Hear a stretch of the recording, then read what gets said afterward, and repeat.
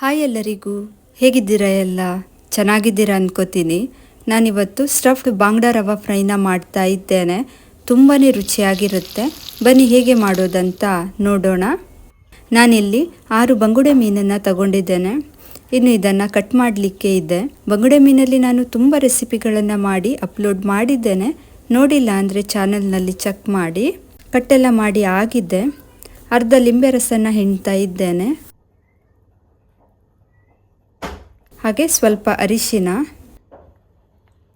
ಹಾಗೆ ಉಪ್ಪನ್ನು ಸೇರಿಸಿ ಮೀನಿಗೆ ಚೆನ್ನಾಗಿ ಹಚ್ಕೊಳ್ಳಿ.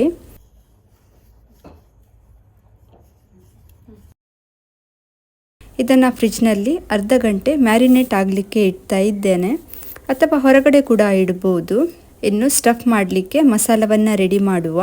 ಮಿಕ್ಸಿ ಜಾರಿಗೆ 8 ಬ್ಯಾಡಗಿ ಮೆಣಸು, ಸಣ್ಣ ತುಂಡು ಶುಂಠಿ, 4 ಎಸಳು ಬೆಳ್ಳುಳ್ಳಿ, ಹಾಗೆ ಸಣ್ಣ ತುಂಡು ಹುಳಿ, ಹಾಗೆ 1 ಸ್ಪೂನ್ ಜೀರಿಗೆ, ಇಷ್ಟನ್ನು ಸ್ವಲ್ಪ ನೀರು ಹಾಕಿ ಗ್ರೈಂಡ್ ಮಾಡಿಕೊಳ್ಳಿ. ತುಂಬ ನೈಸ್ ಆಗಬೇಕಂತ ಎಲ್ಲ ಇಲ್ಲ, ಗ್ರೈಂಡ್ ಮಾಡ್ಕೊಂಡಿದ್ದೇನೆ. ಇದಕ್ಕೆ 1 ಮುಷ್ಟಿಯಷ್ಟು ಕಾಯಿ ತುರಿ ಹಾಗೆ ಸ್ವಲ್ಪ ನೀರನ್ನು ಸೇರಿಸಿ ಪುನಃ ಗ್ರೈಂಡ್ ಮಾಡಿಕೊಳ್ಳಿ. ಪ್ಯಾನ್ಗೆ ಸ್ವಲ್ಪ ಎಣ್ಣೆನ ಹಾಕ್ತಾ ಇದ್ದೇನೆ. ಇದಕ್ಕೆ ಬೆಳ್ಳುಳ್ಳಿ ಹಾಗೆ ಶುಂಠಿಯನ್ನು ಚಿಕ್ಕದಾಗಿ ಕಟ್ ಮಾಡಿ ಹಾಕ್ಕೊಳ್ಳಿ. ಹಾಗೆ 1 ಈರುಳ್ಳಿನ ಹಾಕಿ ಚೆನ್ನಾಗಿ ಫ್ರೈ ಮಾಡಿಕೊಳ್ಳಿ.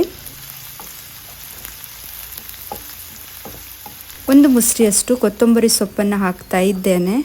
ಚೆನ್ನಾಗಿ ಮಿಕ್ಸ್ ಮಾಡಿಕೊಳ್ಳುವ. ರುಬ್ಬಿಕೊಂಡ ಮಸಾಲನ 3/4 ಭಾಗದಷ್ಟು ಹಾಕ್ಕೊಳ್ಳಿ. ಸ್ವಲ್ಪ ಮಸಾಲನ ಮೀನಿಗೆ ಹಚ್ಕೊಳ್ಳಿಕ್ಕೆ ಇಟ್ಕೊಂಡಿದ್ದೇನೆ. ಸ್ವಲ್ಪ ಉಪ್ಪನ್ನು ಸೇರಿಸಿ ಮಸಾಲನ ತಳ ಬಿಡೋ ತನಕ ಫ್ರೈ ಮಾಡಿಕೊಳ್ಳಿ.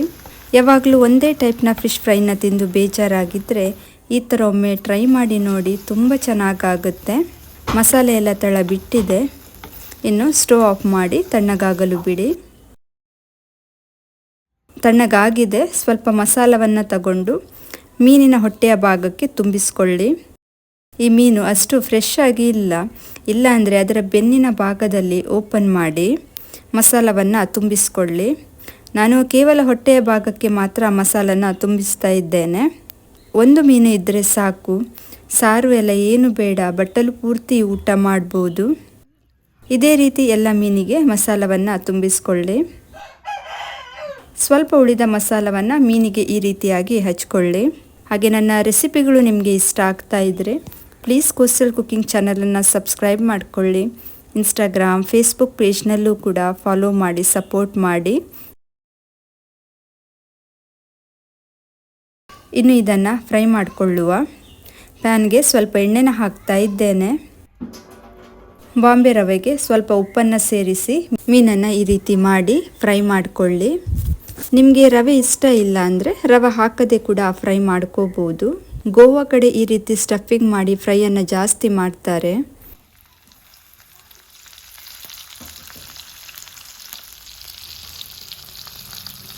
ಫ್ರೈ ಆಗಿದೆ.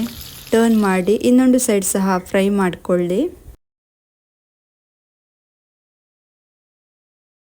ಸ್ವಲ್ಪ ಆಯಿಲನ್ನು ಹಾಕ್ತಾ ಇದ್ದೇನೆ.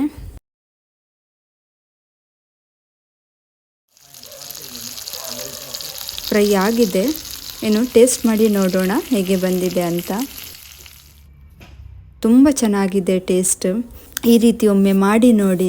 ಊಟಕ್ಕೆ ಸಾರು ಎಲ್ಲ ಏನು ಬೇಡ, ಗಂಜಿ ಜೊತೆ ಬಟ್ಟಲು ಪೂರ್ತಿ ಊಟ ಮಾಡ್ಬೋದು. ಖಂಡಿತ ನೀವು ಸಹ ಈ ರೆಸಿಪಿನ ಟ್ರೈ ಮಾಡ್ತೀರಾ ಅನ್ಕೋತೀನಿ. ಇದು ಇವತ್ತಿನ ರೆಸಿಪಿ ನಿಮಗೆ ಇಷ್ಟ ಆಗಿದೆ ಅನ್ಕೋತೀನಿ. ಇಷ್ಟ ಆದರೆ ಪ್ಲೀಸ್ ಒಂದು ಲೈಕ್ ಮಾಡಿ, ನಿಮ್ಮ ಫ್ಯಾಮಿಲಿ ಫ್ರೆಂಡ್ಸ್ಗೆಲ್ಲ ಶೇರ್ ಮಾಡಿ, ಹಾಗೆ ಸಬ್ಸ್ಕ್ರೈಬ್ ಮಾಡೋದನ್ನು ಮರಿಬೇಡಿ. ಮತ್ತೆ ಸಿಗ್ತೀನಿ ಒಂದು ಹೊಸ ರೆಸಿಪಿಯೊಂದಿಗೆ. ಅಲ್ಲಿ ತನಕ ಬಾಯ್.